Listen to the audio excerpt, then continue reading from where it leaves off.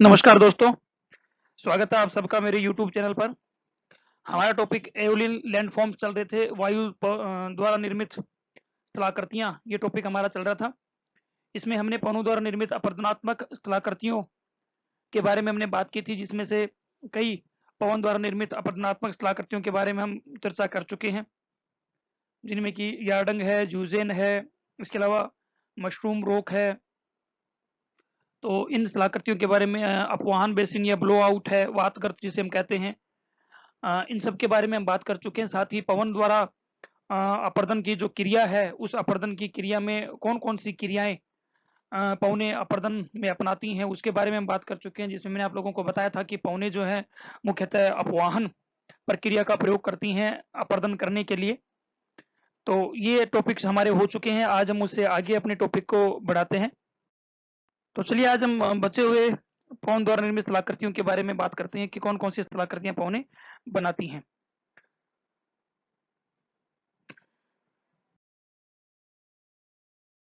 तो लास्ट हमने ज़्यूज़ेन और यार्डंग किया था, उसके बाद नेक्स्ट है जालक शिला।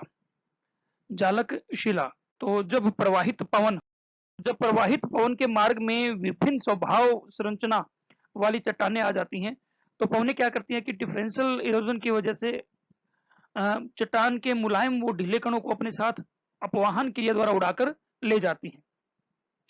तो इस प्रक्रिया से क्या होता है कि चट्टानों में छिद्रों का निर्माण हो जाता है और इससे क्या है कि चट्टानें छिद्रनुमा बन जाती हैं। तो इस प्रकार की जो छिद्रनुमा चट्टानें होती हैं, उन्हें ही बोलते हैं जालक या जालीदार शेल या अहिष्मक जालक। आप देखिए इस फोटोग्राफ में, ऊपर जो आप फोटोग्राफ देख रहे हो, 2 फोटोग्राफ्स इसमें आप देखिए कि इसमें चट्टान के जो कमजोर या ढीले पार्ट जो थे या मुलायम जो पार्ट था, वो पौने निकाल कर ले गई। यहाँ भी आप देखिए, और चट्टान में क्या है कि जालियां सी बन गई हैं, छिद्र बन गए हैं, खूब सारे छिद्र बन गए, जिससे एक जालीनुमा संरचना बन गई। इसको बोलते हैं स्टोन लेटिस या जालक या जालीदार शेल। नेक्स्ट अगली जो भूआकृति वो है पुल एवं खिड़की। तो जालीदार शिला पर जब लंबे समय तक पवनों द्वारा ये विशेषक अपर्दन की प्रक्रिया चलती रही, तो उससे क्या होता है कि मध्यवर्ती भाग, क्योंकि मध्यवर्ती और नीचे का जो भाग है वो पवन द्वारा पूरी तरह से अपर्दित होकर उड़ाकर अलग कर दिया जाता है। जैसा मैंने आपको पहले बताया था कि पवनों द्वारा अपर्दन की ऊपरी सीमा जो होती है वो 182 सेंटीमीटर। तो 182 सेंटीमीटर की ऊंचाई तक जो है वो अपर्दन अधिक होता है, उससे ऊपर अपर्दन कम होता है। तो 182 सेंटीमीटर से ऊपर का पार्ट जो वो अपर्दन कम हो पाता है, न्यूनतम हो पाता है, और नीचे का पार्ट जो पूरा का पूरा निकल जाए। तो आप दूसरे डायग्राम में देखिए कि ये इस प्रकार से, यानी ये नीचे का भाग जो है वो इसी प्रकार से जालीदार शिला बनकर बीच का पार्ट जो पूरा का पूरा पवन ने यहाँ से निकाल लिया। अब ऊपर जो बच गया, एक क्या बच गया, ये ब्रिज की तरह आप आकृति देख रहे हो, ब्रिज बच गया, इसको बोलते हैं पुल। तो ऐसे आकृति पुल कहलाती है, और ये बीच में जो ये खांच बना है ये कहलाता है खिड़की, विंडो। तो इसे कहते हैं पुल और खिड़की।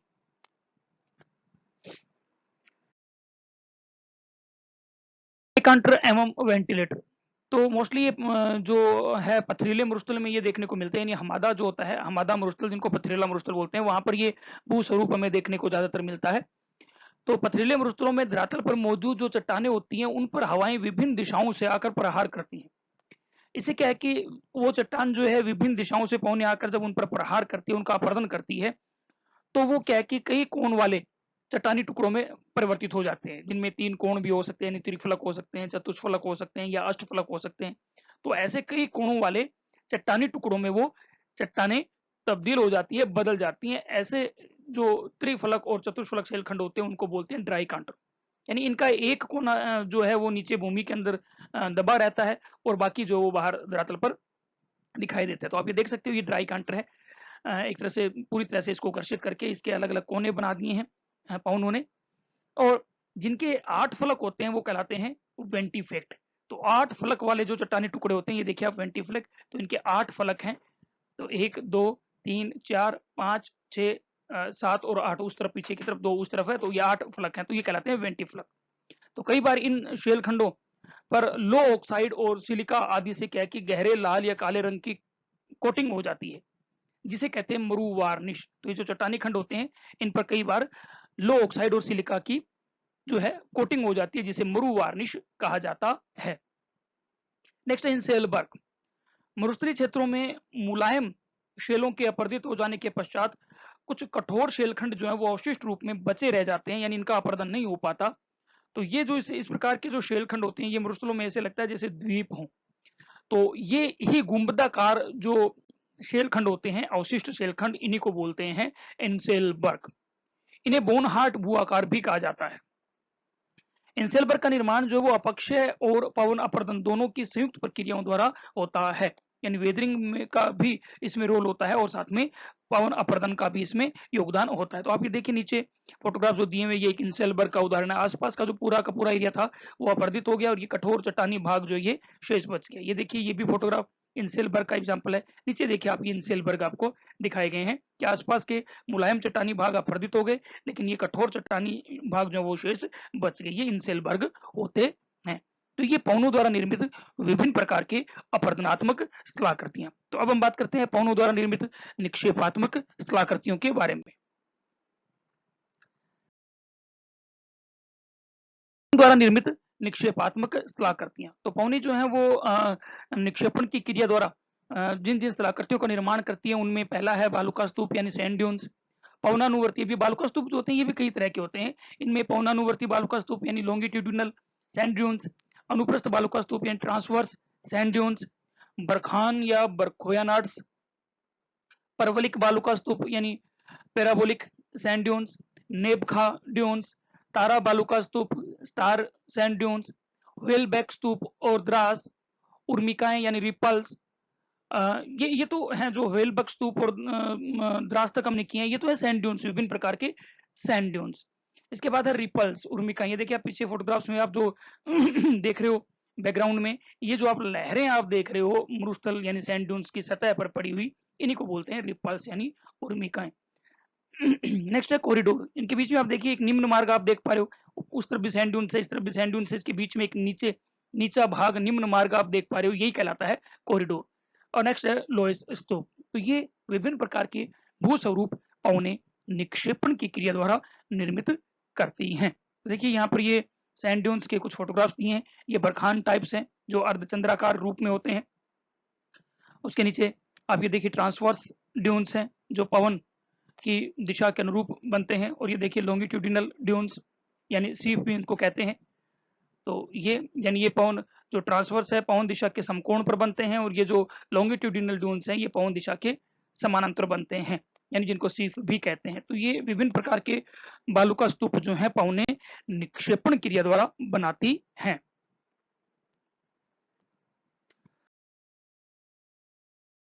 तो चलिए बात करते हैं पहले बालुका स्तूप के बारे में, सैंड ड्यून्स के बारे में। तो मरुस्थलीय क्षेत्रों में पवनों की निक्षेपण क्रिया द्वारा बालू रेत के निक्षेप से निर्मित टीलों को बालुका स्तूप कहते हैं। ये फोटोग्राफ्स में आप देखिए, ये चारों तरफ आप देख रहे हो ये सैंड ड्यून्स ही है। यहाँ भी देखिए आप, ये सैंड ड्यून्स ही हैं। इस सैंड ड्यून्स में बीच में आप देखिए ये कहीं कहीं हरियाली दिखाई दे रही है। यहाँ पर एक झील है और यहाँ भी देखिए आप बीच में एक झील है और हरियाली दिखाई दे रही है। ऐसे जो सैंड ड्यून्स होते हैं जिनमें झील या पानी का स्रोत पाया जाता है और साथ में हरियाली होती है, वो कहलाते हैं ओसिस यानी नखली स्थान। तो ऐसे सैंड ड्यून्स में मौजूद जो पानी के क्षेत्र है वो नखली स्थान कहलाते हैं। तो बालुका स्तूप जो है वो कहीं भी निक्षेपित हो सकते हैं, यानी इनका निक्षेपण कहीं पर भी हो सकता है। जैसे कि सागर तट पर भी ये मिलते हैं, नदी तटों पर भी मिलते हैं, पहाड़ी और पठारी तलहटी पर भी मिलते हैं, पहाड़ों पर भी मिलते हैं, वनों की सीमाओं पर भी मिलते हैं। जैसे कि फॉर एग्जाम्पल यहाँ हमने एक एग्जाम्पल लिया, लेह लद्दाख में 4000 मीटर से अधिक ऊंचाई पर भी बालुका स्तूपों का निक्षेप पाया जाता है। तो यानी पवन की निक्षेपण क्रिया जो है वो काफी व्यापक है, उसमें कोई बाउंडेशन नहीं है। पवन की निक्षेपण क्रिया द्वारा निर्मित ये जो सैंड ड्यून्स है ये किसी भी लैंडस्केप पर दिखाई दे सकते हैं। बालुका स्तूपों के निक्षेपण के लिए क्या है कि तेज वेगवती पवनों के साथ साथ पर्याप्त बालू की मात्रा और उसके मार्ग में किसी भी अवरोध का आना प्रमुख दशाएं हैं। दरअसल क्या है कि पवनें निक्षेपण कब करती हैं, एक तो उसमें बालू होनी चाहिए और दूसरा उसके मार्ग में या तो अवरोध आए या फिर उसकी स्पीड जो है वो बिल्कुल ही समाप्त हो जाए। तो उस कंडीशन में उसके अपने साथ लाए हुए जो रेत है उस रेत को वहीं पर ढेर के रूप में जमा कर देती है। लेकिन क्या है कि इसमें हालांकि ये एक परत के बाद दूसरी परत के रूप में ऐसे जमा होते हैं, लेकिन परतें फिर भी उनमें नहीं मिलती क्योंकि बालू जो है वो मिश्रित हो जाती है, तो इनमें परतों का पता ही नहीं लगता। तो इन जो ये बालुका स्तूप सैंड ड्यून्स जो होते हैं, इनका जो पवनोन्मुखी ढाल होता है यानी ओनवार्ड स्लोप जो होता है वो मंद होता है, वो 5 से 15 डिग्री तक होता है। और जो पवन विमुखी ढाल जो होता है वो तेज होता है, 20 से 30 डिग्री तक वो होता है। यानी जिस ओर से पवनें आ रही हैं वो ढाल मंद होता है, और जिस तरफ पवनें जा रही हैं दूसरी ओर, वहां का ढाल तेज होता है। इन बालुका स्तूपों का स्थानांतरण जो है वो पवनों की दिशा में आगे की ओर होता रहता है, और इस प्रक्रिया को कहते हैं मरुस्थली प्रसार। यानी जो पवनें जो हैं बालुका स्तूप के पिछले भाग से रेत उठाती है और उसको उसके आगे वाले भाग में उसको निक्षेपित कर देती है, जिससे वो आगे बढ़ते रहते हैं। और इस प्रकार से मरुस्थलीकरण के या मरुस्थल के इस प्रसार को रेंगती मृत्यु कहा जाता है।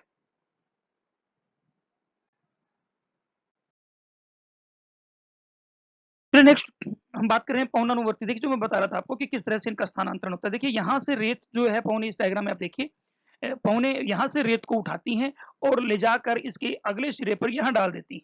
तो ये दूसरी तरफ फिर आगे बढ़ते जाते हैं। तो धीरे धीरे देखिए यहाँ से ये जो आप देख रहे हो ये लाइनिंग के रूप में ये इनका प्रसार दिखाया गया। तो इस तरह से धीरे धीरे वो आगे बढ़ते रहते हैं। तो पवनानुवर्ती बालुका स्तूप, तो पवन दिशा में उसके समानांतर बनने वाले जो लंबे लंबे जो सैंड ड्यून्स होते हैं वो कहलाते हैं पवनानुवर्ती या अनुदैर्ध्य बालुका स्तूप। तो ये पवन की दिशा में ही बनते हैं, जिस ओर से पवन आ रही है उसी दिशा में इनका निक्षेपण होता है। देखिए आप पहले डायग्राम में देखिए ये लॉन्गिट्यूडिनल है, इस दिशा से पवनें आ रही है और इसी दिशा में सैंड ड्यून्स का निक्षेपण हो रहा है। तो ये कहलाते हैं पवनानुवर्ती बालुका स्तूप। ये स्तूप पवन दिशा में आगे की ओर पलायन करते हैं। पवने स्तूप के पिछले भाग से, जैसा मैंने आपको बताया, देखिए पिछले भाग से यहाँ से रेत उठाती है और आगे वाले भाग में ले जाकर डाल देती है। पिछले भाग से रेत को उड़ाकर स्तूप के आगे वाले भाग में ले लाकर निक्षेपित करती रहती है। इन स्तूपों का पवनोन्मुखी ढाल यानी विंडवार्ड जो स्लोप है, ये जो विंडवार्ड स्लोप है ये मंद होता है। जिस ओर से पवनें आ रही हैं ये मंद होता है, और पवन विमुखी लीवार्ड स्लोप जो है दूसरी ओर का ये जो ढाल है ये है लीवार्ड साइड। तो ये लीवार्ड साइड जो है ये तेज होती है। इस प्रकार के स्तूपों को रेखिक स्तूप यानी लाइनर ड्यून, रेत कटक यानी सैंड रिज भी कहते हैं। इनको सीफ भी कहा जाता है। लॉन्गिट्यूडिनल जो होते हैं ये सीफ भी कहलाते हैं। अरब मरुस्थल में इन्हें सीफ कहा जाता है। अरब मरुस्थल में ऐसे बालुका स्तूपों को सीफ, अलब स्तूप इन नामों से पुकारा जाता है। इन स्तूपों के मध्य भाग में पौने रेत को उड़ाकर खाली कर देती हैं यानी रिक्त स्थान बना देती है।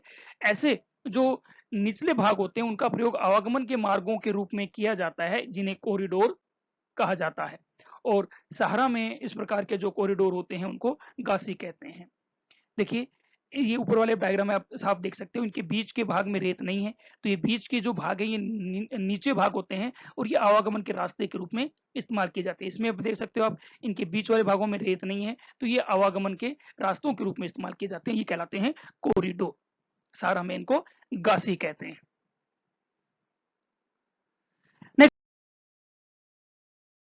बालुका स्तूप, तो जब बालुका स्तूपों का निर्माण प्रचलित पवन की दिशा के समकोण पर हो, यानी इनका जमाव जो है पवन दिशा के समकोण पर होता है, तो वो कहलाते हैं अनुप्रस्थ बालुका स्तूप, ट्रांसवर्स ड्यून्स।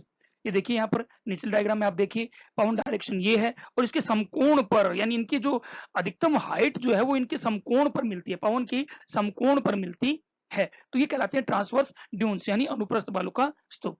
इन स्तूपों का निर्माण मुख्यतः रेगिस्तान की सीमाओं और जो रेतीले सागरीय तट होते हैं वहां पर होता है। यानी रेगिस्तान की जहाँ सीमाएं होती हैं, जहां पर की पौने पहुंचती पहुंचती धीमी पड़ जाती है, वहीं पर जाकर समकोण में वो रेत जो है वो जमा हो जाती है। या फिर जहां पानी आ जाता है, मतलब कि सागरीय तट आ जाता है, वहां पर जाकर पौने जो है उस रेत को डाल देती हैं, तो वो समकोण पर जमा हो जाती है। इनका निर्माण सामान्यतः उन रेगिस्तानी भागों में होता है जहां पहुंचते पहुंचते पवनों की गति, जैसा मैंने आपको बताया, पहुंचते पहुंचते धीमी हो जाती है, जिससे रेत का जमाव पवन दिशा के समकोण पर हो जाता है। अनुप्रस्थ बालुका स्तूपों में जो पवनोन्मुखी ढाल होता है वो उत्तल होता है, और पवन विमुखी ढाल जो होता है वो अवतल ढाल होता है। यानी जिस ओर से पवनें आ रही हैं वो ढाल उत्तल होता है और दूसरी ओर का जो ढाल होता है वो अवतल हुआ करता है। ये देखिए इसमें भी ये पवन डायरेक्शन है, इस तरफ का ये स्लोप आप देख रहे हो ये अवतल है, और दूसरी ओर का ये जो स्लोप देख रहे हो ये कॉन्वेक्स है यानी उत्तल है। यहाँ भी देखिए आप कि इस ओर इस डायरेक्शन से पवन आ रही थी तो ये उत्तल है और दूसरी ओर ये अवतल स्लोप है। चलिए नेक्स्ट, तो बरखान जो है ये भी एक पवन द्वारा निर्मित एक विशिष्ट स्थलाकृति है बालुका स्तूप युक्त क्षेत्रों में। ये भी एक अनुप्रस्थ प्रकार के बालुका स्तूप ही हैं जो प्रचलित पवन के समकोण पर बनते हैं।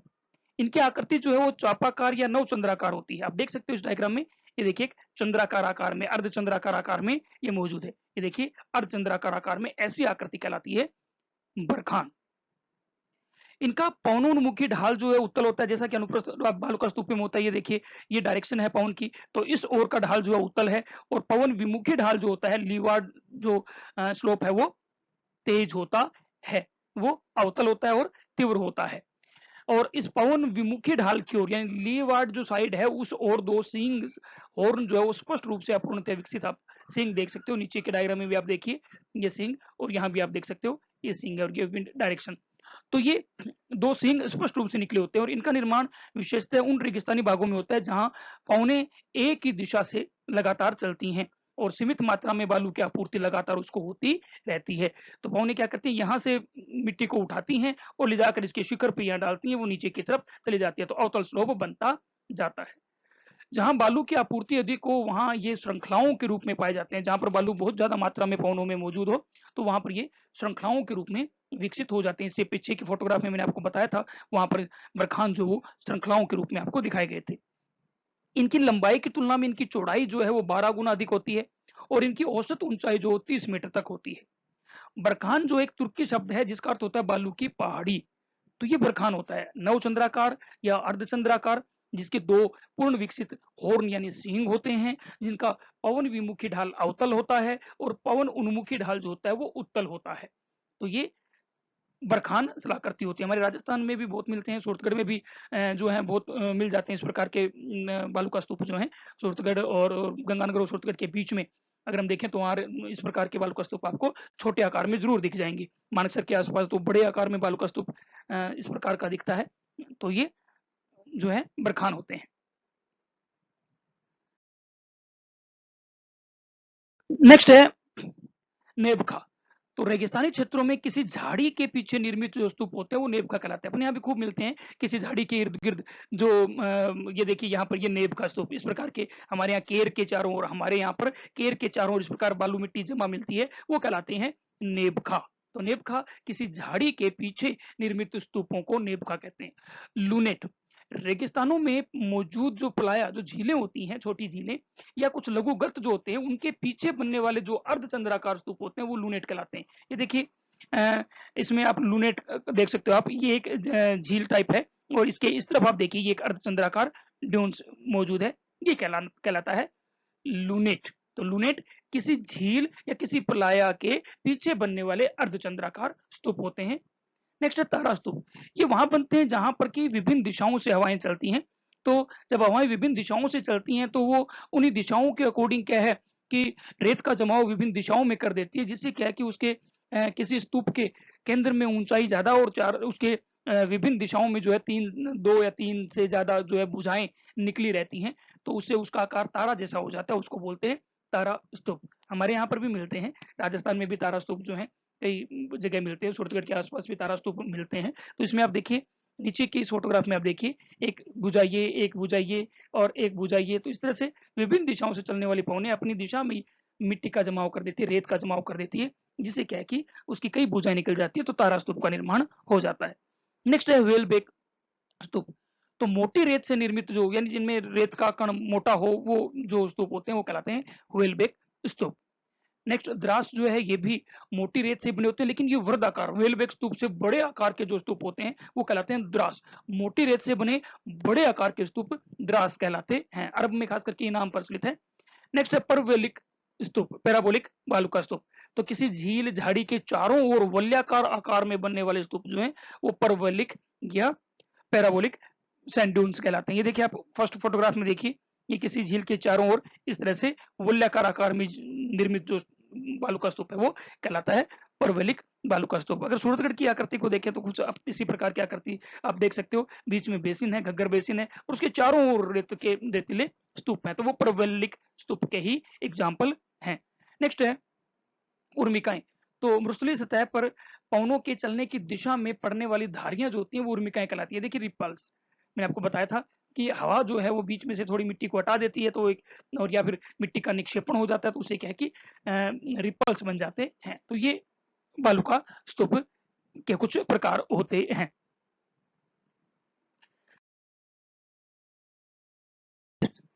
पवनों द्वारा उड़ाकर लाई गई पीले रंग की जो बारीक रेत चूर्ण होती है, उसके निक्षेपों को लोइस कहते हैं। लोइस में क्या है कि रेत जो होती है उसका कण, उसका जो कण है वो बहुत बारीक होता है, तो बारीक मिट्टी के जमाव जो होते हैं वो लोइस कहलाते हैं। और लोइस निक्षेपों का सर्वप्रथम अध्ययन जो जर्मन भूगोलवेत्ता रिक्थोफेन ने किया था। तो सबसे पहले रिक्थोफेन ने इसका अध्ययन किया था चीन में। लोएस जमाव अत्यंत बारीक रेत के कणों के परत विहीन जमाव होते हैं, यानी इनमें परतें नहीं पाई जाती। हालांकि बालू का स्तूपों में वैसे परतें नहीं मिलती, लेकिन इनमें परतें बिल्कुल ही नहीं होती। पवन गति के बिल्कुल कमजोर हो जाने से धूलकण जो नीचे बैठने लगते हैं और वो क्या है कि लोएस के जमाव होने लगते हैं। लोएस में मोस्टली सिल्ट, मृतिका और बालू रेत के कण शामिल होते हैं जो बहुत बारीक होते हैं। निर्माण के आधार पर लोएस दो प्रकार के होते हैं, एक तो मरुस्थलीय लोएस होता है, दूसरा हिमनदीय लोएस होता है। और लोएस का जो सर्वाधिक विस्तार है वो उत्तरी चीन में है। हालांकि इसके अलावा यूरोप में जर्मनी, बेल्जियम, पूर्वी फ्रांस में भी ये मिलते हैं और यहाँ पर इन्हें लिमन कहते हैं। यूएसए में भी ये मिलते हैं, यहाँ पर इस प्रकार के जमाव को एबोर्ड कहते हैं। तो यूएसए में लोएस एबोर्ड कहलाते हैं और यूरोप में ये लिमन कहलाते हैं। ये देखिए आप, ये लोएस, चीन का लोएस जमाव का एक एग्जाम्पल एक फोटोग्राफ आप देख रहे हो, इसमें से ये येलो रिवर बह रही है। येलो रिवर अपने साथ क्या है कि इसी लोएस जमाव से पीली मिट्टी अपने साथ लेकर जाती है, जिससे उसका पानी जो है वो येलो हो जाता है, इसलिए इसको येलो रिवर कहते हैं। ये नीचे आप देखिए लोएस जमाव ही है ये। तो लोएस की इस तरह से पठार, पूरा ये पठार बन गया है, मिट्टी ऊपर ऊपर लगातार आकर जमा होती रही और वो ठोस होती गई और पठार के रूप में बन गया, लेकिन इतना ठोस नहीं हुआ है। तो क्या है कि जब चीन की ये येलो रिवर इसमें से बहती है, चूंकि ज्यादा मजबूत नहीं है, तो वो इसको अपर्दित करके अपने किनारों को तोड़ती रहती है, जिससे कि चीन में बाढ़ आती रहती है। इसलिए येलो रिवर को चीन का शोक कहते हैं, येलो या होंग हो रिवर, होंग हो भी कहते हैं इसको। तो येलो या होंग हो रिवर को चीन का शोक कहते हैं, क्योंकि ये लोएस के इन जमाओं को तोड़कर यहाँ पर बाढ़ का कारण बनती है। तो ये होते हैं लोएस जमाव।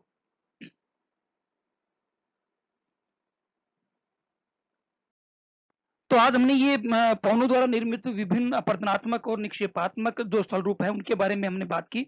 उम्मीद है कि आपको ये टॉपिक समझ में आया होगा। तो आप इसे बार बार रिवाइज कीजिए, देखिए। जो मेन जितने भी पॉइंट्स थे आपके लिए वो सारे के सारे इसमें मैंने शामिल किए हैं। अब इसके बाद हमारा जो नेक्स्ट इसी में एक टॉपिक और अभी शेष रहता है, वो ये कि पवनों के अलावा इन शुष्क और अर्धशुष्क रेगिस्तानी भागों में कुछ समय के लिए जो अल्पकालीन जो नदियां बहती हैं बारिश के दौरान, छोटी छोटी स्ट्रीम जो चल पड़ती हैं, वो स्ट्रीम्स या जल धाराएं जो हैं वो अपर्दन करके कई प्रकार के भू आकारों का निर्माण करती है शुष्क और अर्धशुष्क क्षेत्रों में, ड्राई और सेमी ड्राई डेजर्ट एरिया में। तो हमारा अगला टॉपिक उसी से रिलेटेड है कि बहता हुआ जल जो है, प्रवाहित जल जो है वो इन शुष्क और अर्धशुष्क रेगिस्तानी भागों में कौन से स्थलाकृतियों का निर्माण करता है, वो हम अगले अपने वीडियो लेक्चर में करेंगे। तो बने रहिए हमारे साथ और देखते रहिए हमारे video lecture. Thank you so much.